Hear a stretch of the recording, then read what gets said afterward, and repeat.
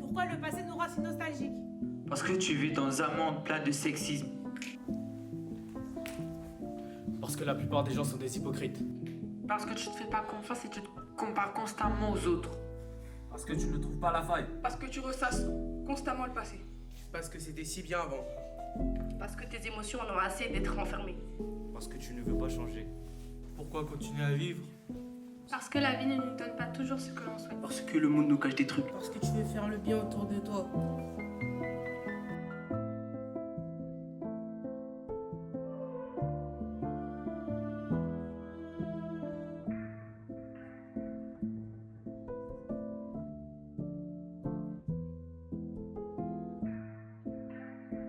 Alors, je me présente, je m'appelle Julie Duval, je suis comédienne, autrice et boxeuse. Et cette année, je réalise un projet avec le 104 et la Compagnie des Chênes, avec la Casa des Pantinois, le collectif Les Engraineurs, la Maison des Femmes de Saint-Denis, le lycée Henri Vallon et le foyer des maraîchers sur un projet qui s'appelle, qu'on a nommé Corps à Corps. Je suis ici en mode panthère. Accord, gauche, avant, arrière. Prêt à bondir. Et une fois que je dis top... Oui, c'est un projet donc intergénérationnel. J'avais envie cette année de réunir au plateau et de travailler sur l'année entière avec plusieurs groupes à qui j'apprends à boxer et à jouer.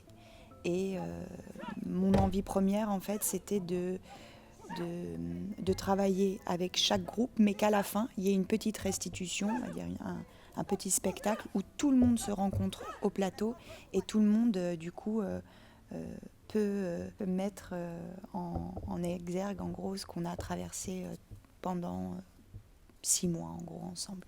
C'est comme sur un ring, il n'y a pas de vraie défaite. C'est-à-dire que tu peux perdre un combat, mais tu peux renouveler l'expérience et te servir de ce qui... En fait, je crois qu'on apprend même plus parfois dans l'échec que dans la victoire. Personne ne connaît que des victoires, c'est impossible. Ou alors ça veut dire qu'on reste sur notre zone de confort. La victoire, la défaite, pardon, elle a plusieurs goûts. Ça aussi, tu peux perdre correctement parce que tu as un adversaire plus fort en face de toi. Tu sais qu'il est plus fort, tu sais qu'il est meilleur que toi, mais tu sais que tu as donné le fil à retour sur le combat, tu as perdu avec tête haute, et là forcément ouais, tu es fier. Moi je suis fier de mes boxeurs quand ils rencontrent des grosses têtes entre guillemets et qui perdent mais avec la tête haute quoi, et que l'adversaire en face il vient saluer, ouais, c'était un bon combat. Moi, ce que j'aimerais maintenant, c'est que on prenne un petit peu le plateau. Je vais être avec Rodrigo et Miguel, qu'on fasse un petit peu de boxe. J'aimerais que vous fassiez ce petit pas de côté dont on s'est parlé tout à l'heure. C'est à un moment donné, quand je dirais allez, on tourne, de pas forcément choisir un ou une partenaire que vous connaissez. De peut-être aller à la rencontre de quelqu'un que vous connaissez pas. C'est pas une chose facile. Mais je sais que vous en êtes capable et que, voilà, je le répète, on fait les choses dans la bienveillance et on n'est pas là pour défoncer l'autre, quoi. Le combat, Un symbole. humain, Un symbole. un symbole, Mouvement.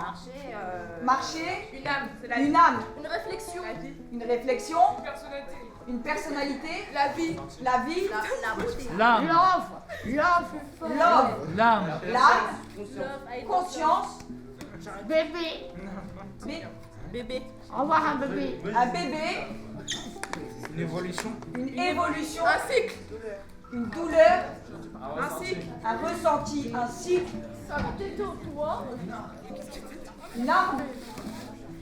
Allez, un dernier mot. La beauté.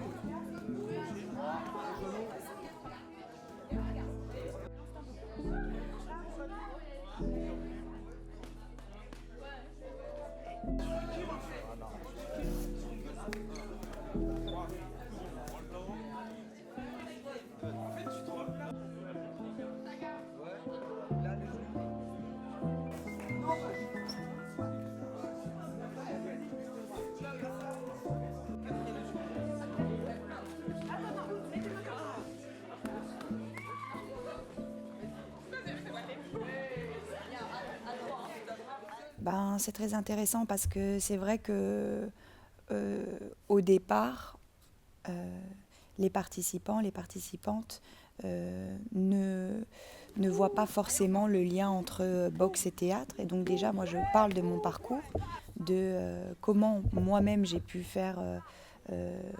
trouver des similitudes entre le plateau, le ring, le fait de jouer avec un partenaire, que ce soit sur scène ou à l'entraînement. Et donc ça passe toujours d'abord par la boxe, parce que j'ai remarqué que c'est un moyen d'accès plus facile à l'autre, avec les personnes avec qui je travaille, que par le théâtre. Il y a un peu plus de préjugés sur cette discipline-là. Et ensuite, quand le corps a lâché, le mental, lui, aussi lâche. Et donc, du coup, il y a moins d'a priori, moins de préjugés. Il y a plus de confiance qui s'installe entre les interlocutrices, interlocuteurs et moi. Et donc là, on commence à travailler sur des textes, sur les propres émotions que chacun traverse. Et on les met à l'écrit. Et ensuite, on les dit à haute voix sur un espace. En fait, il y a une femme qui s'appelle Aïssata, donc, comme je vous le disais au début, qui a écrit un petit peu la semaine dernière, quand j'étais avec elle à la maison des femmes de Saint-Denis.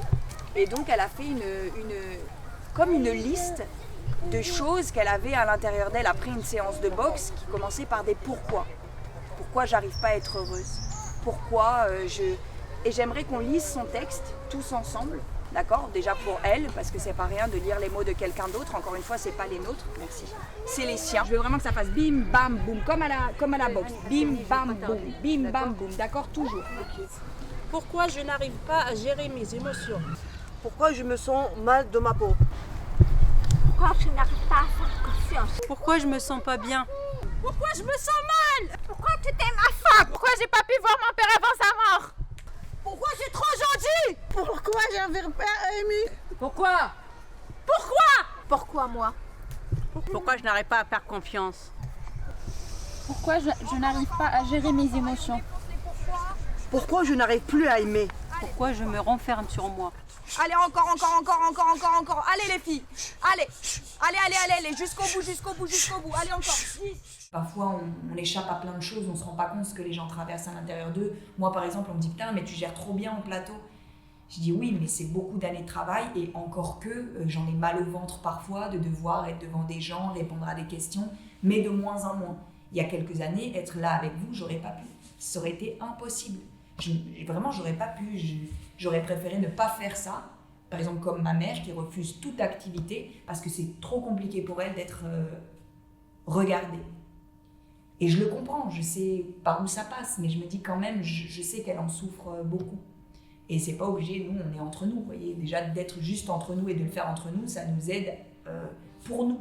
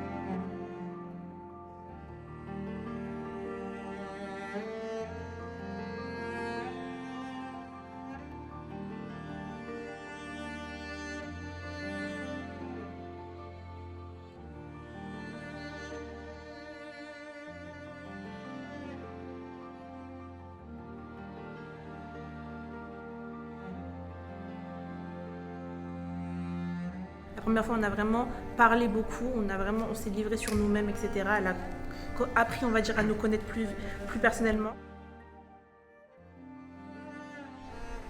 Le corps, c'était pour moi quelque chose pour faire les actions, pour faire quelque chose au sport. Tu peux faire des messages aux gens avec ton corps, tu peux exprimer. Ton corps, pour moi, c'est beau. Une représentation. C'est une force. Un esprit. Des émotions. Accord, ça signifierait le fait que le corps, il est en accord avec nous-mêmes. C'est ce qui, comme j'ai dit, nous représente. Et c'est grâce à lui, qu'on transmet notre vie en général. Allez, continue. Tu ressasses constamment le passé. Continue à boxer. Parce que tes émotions en ont marre de te renfermer. Oui. Ouais, parce que c'était si bien avant. Oui. Continue à boxer. Parce que le monde ne nous donne pas toujours ce que l'on souhaite. Oui. Parce que tu ne voudrais pas changer. Plus fort. Parce que tu fais le bien autour de toi. Oui. Allez. Parce que c'est la vie. C'est vrai que pour moi, j'ai dû déjà ne pas arriver avec une méthode, parce que chacun a ses propres limites, son propre corps, son histoire personnelle. Et donc, déjà, c'est pas une démarche où c'est eux ou elles qui viennent vers moi, je vais à eux. Donc, du coup, je dois m'adapter en permanence. Et du coup, j'apprends énormément à écouter, en fait, quelles sont les limites qui parfois ne sont pas dites, mais je les ressens dans leur corps. Où je sens que certaines personnes ne peuvent pas aller, alors que moi je suis boxeuse, j'ai un niveau beaucoup plus poussé, et donc je dois parfois faire beaucoup moins que ce que je pensais. Et c'est vraiment, je m'adapte en permanence, et grâce à eux j'apprends ça, à m'adapter.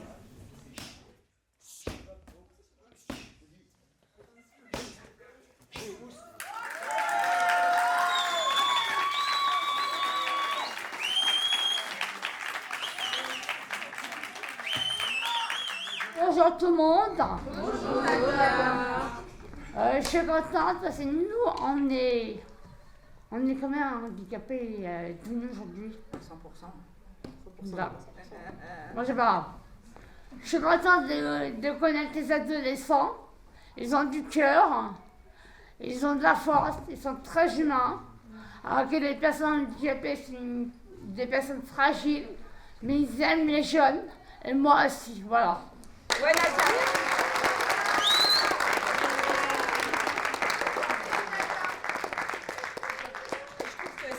Je rajoute une dernière petite phrase, c'est très important ce qu'elle a dit, Nadia. Je te remercie du fond du cœur d'être venue ici pour le dire. Parfois, je rencontre des personnes en situation d'isolement qui ont du mal à rencontrer d'autres personnes. Alors voilà, c'est pour ça que ce projet, pour moi, il me tient à cœur. Vraiment.